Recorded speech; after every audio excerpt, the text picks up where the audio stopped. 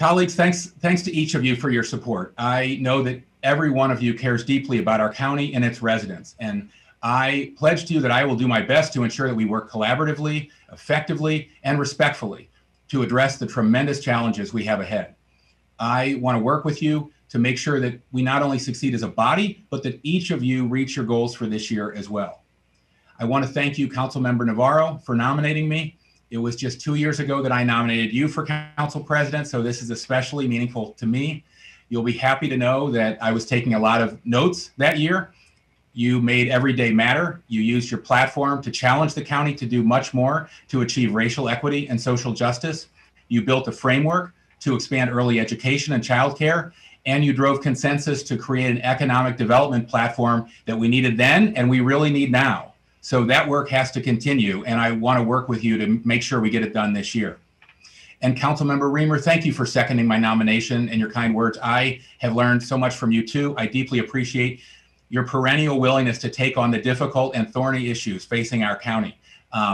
Sometimes you must feel like you're dragging us into the future, but that difficult work is often thankless. It's very important, and you've helped us achieve so much in the last few years.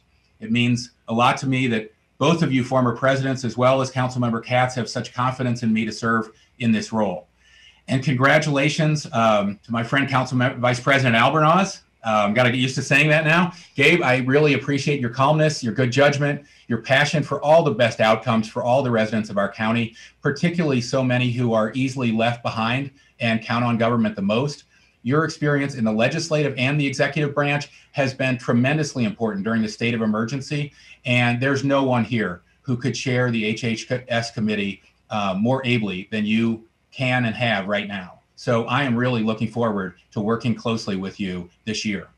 I need to say a huge thank you to my wife and family who have been incredibly supportive always and all this year. In particular, thanks also to Marlene and Selena and all our central staff for your support, as well as to my Chief of Staff, Dave Kuhns, and the rest of my great staff for all of their dedication and hard work for our residents.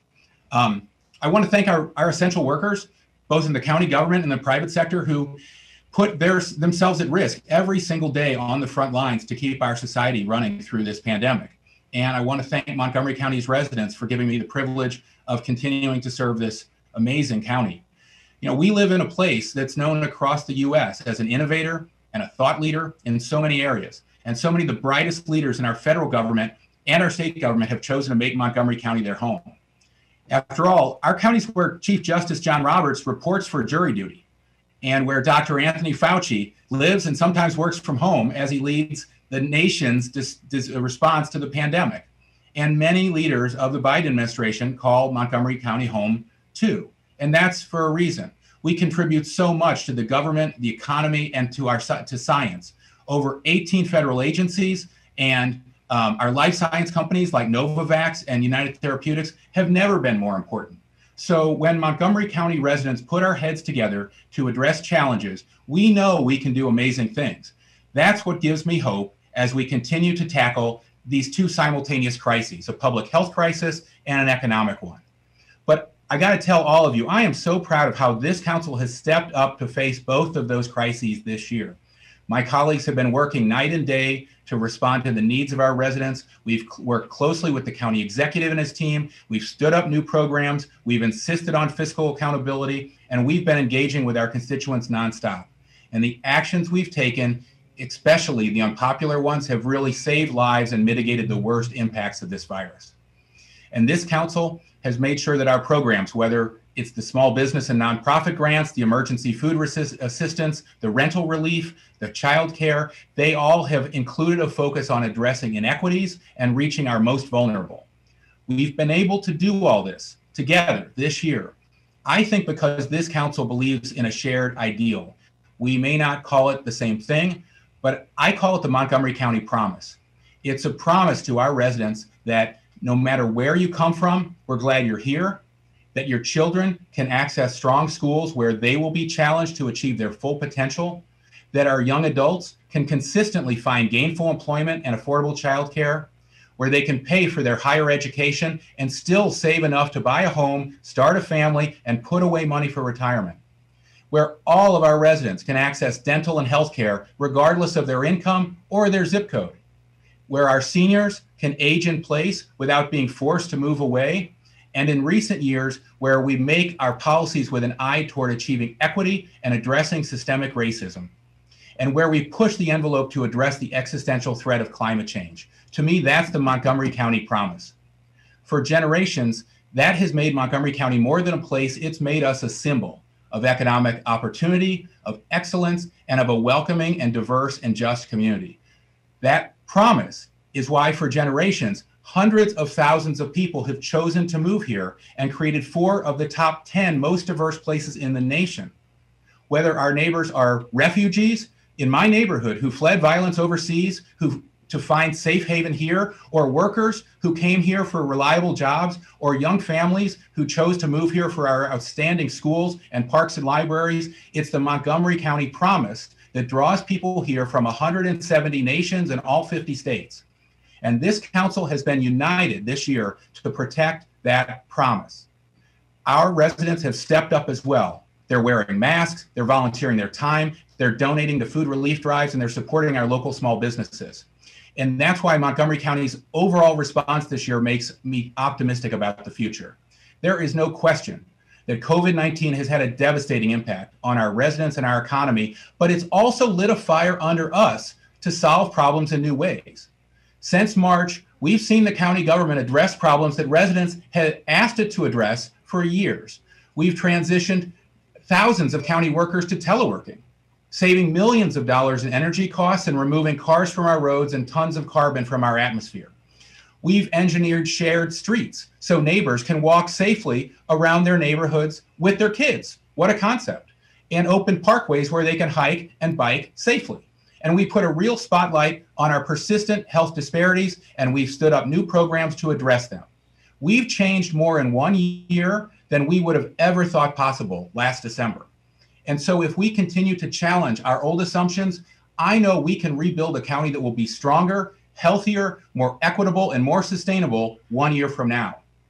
Imagine, once a vaccine is widely available, just 1 year from now, we can have a business community that has passed this year's stress test and is using upgraded internet to access markets and suppliers and partners beyond our borders. We can have a workforce using new hardware and software to upgrade their skills and to access more potential employers, and one that takes advantage of telework to spend less time in traffic and more time with their families. We can have a transportation system that benefits from reduced congestion and planned improvements like the state's first bus rapid transit line and the Purple Line construction that's now back on track. We already have building owners and construction companies taking advantage of low interest rates to build the housing we need and to retrofit our aging buildings to save on utility costs and to meet our climate goals. And we can have healthier communities too by addressing longstanding health disparities with a stronger and more culturally competent nonprofit healthcare delivery system.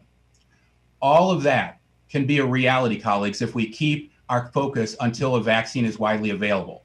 We don't have to get there alone. We have great state and federal lawmakers. We need to work closely with them to make sure Annapolis and Washington meet their responsibilities to provide the bridge funding and the long overdue that our county needs.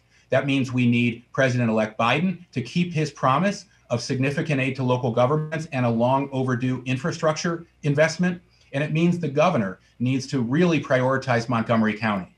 We generate 25% of Maryland's GDP. So we need Governor Hogan to work with us collaboratively and respectfully to maximize our role as the state's economic engine. And finally, it'll take a commitment of new resources from us as well, county resources, for rental assistance, for emergency food relief and more, to get us to a safer and more prosperous future. We cannot let our families go hungry. We cannot let our tenants and homeowners lose their homes. We cannot let more small businesses go under, and we need to help our residents get back to work. We have come too far. We've endured so much, and we may be only months away from real relief. We can't let our guard down now. I've learned running marathons teaches you a lot about discipline. And I feel like collectively we're nearing what runners tend to call the wall.